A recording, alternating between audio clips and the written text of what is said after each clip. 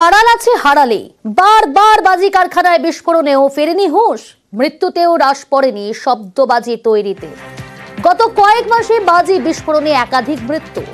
শুক্রবারও কল্যাণীতে বাজি কারখানায় বিস্ফোরণে মৃত্যু 4 জনের প্রাণ গিয়েছে। কল্যাণী বিস্ফোরণের ঘটনায় ডিসেম্বরে চম্পাহাটির হারালে বিস্ফোরণে মৃত্যু হয়েছিল 2 জনের।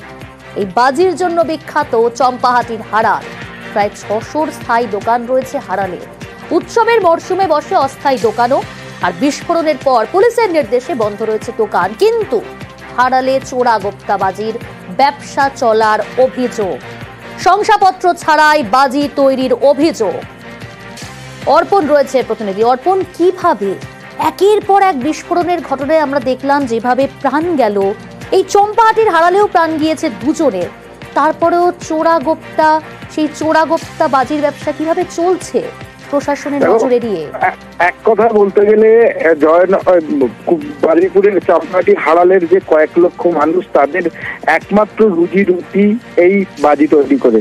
এই বাজি তৈরির 600 যে দোকান রয়েছে যেখানে সেলিং হয়, এর পাশাপাশি জেলার নয় রাজ্যের বিভিন্ন প্রান্তই এই হারালের বাজি যায়। কারণ এই হারালের বাজি যেমন তাদের শব্দ এবং মানের গুণগত মান অনেকটাই ভালো, দামেও কম, আর সেই কারণেই একমাত্র পেটের টানে এই বাজি তৈরি করতে তারা বাধ্য হচ্ছেন। কারণ বিকল্প কাজ এই হারালের যে 3টি গ্রাম সরাসরি যুক্ত এবং আশেপাশের আরো 5টি গ্রাম, মোট 8টি গ্রামের মানুষজন তারা সরাসরি এই বাজি শিল্পের সঙ্গে যুক্ত। এই বাজি তৈরি না করলে বা বাজি বিক্রি না হলে তাদের পেট চলবে না, আর সেই কারণেই প্রতি বাড়িতে কুটির শিল্পর মতোই বাজি তৈরি হয়। এখানে বাজি শিল্পী যারা আছে, যারা বাজি প্রস্তুতকারক এবং সেলার, তাদের বক্তব্য তারা সরকারি নিয়ম মেনেই বাজি তৈরি করতে চাইছেন।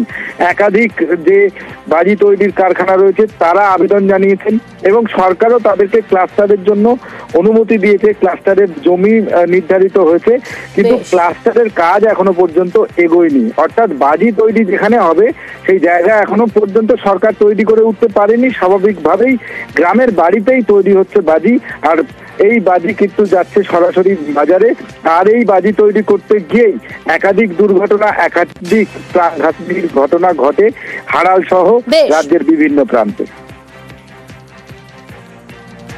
আমাদের সেলিং হাব চম্পাহাটির বুকে সেলিং হাব ওয়েস্ট বেঙ্গল করেছে, আমাদের ক্লাস্টার পাসও দিয়েছে, 50টা দোকানও সেখানে হয়ে গেছে। ম্যানুফ্যাকচারিং জন্য গোডাউন ম্যাগাজিনের জন্য সেই জায়গাও আমরা কিনে দিয়েছি। আমরা সরকারের হাত ধরে এগিয়ে যেতে চেয়েছি, কিন্তু সরকারের কিছু লোক আছে সেই জিনিসগুলো করছে না, তারা অবৈধর দিকে চেপে অবৈধর ব্যবসাটা বেশি করে চালাচ্ছে। আমরা এখন চাচ্ছি যে ক্লাস্টারটা যত দ্রুত বেগিতে আগিয়ে যাবে, আমাদের ব্যবসাটা সুন্দর পরিকাঠামো হবে। কোথায় কেউ অবৈধ ব্যবসা করে ঘরের ভেতর মাল করে কোন রাজ্যে কে মরছে, কোন জেলায় কে মরছে, আমরা সে দায়িত্ব নিতে যাবো কেন? ওই দিনে কতজন মারা গিয়েছিলেন? ওই দিনে তো আমরা জানি 2 জন, আমাদের ফ্যামিলিরই 2টো। আমাদের বাড়ির লোকরা তো লেবারেরই কাজ করতে আছে, তারা তো আর বেশি বেশি টাকা পাচ্ছে না, কম পয়সায় কাজ হচ্ছে। তার মরছে তো বাড়িরই লোক, অন্য কেউ তো আর মরছে না। আমরা তো চাই না যে তারা ব্যবসা করে খাচ্ছে, তারাও তাদের পেটে হয়ে যাক। নিয়ম মেনে করলে সেটা হোক, আর না হলে সরকার যা ডিসিশন নেবে সেটাই হবে। ক্লাস্টার এগিয়ে চলেছে, হাবও এগিয়ে চলেছে।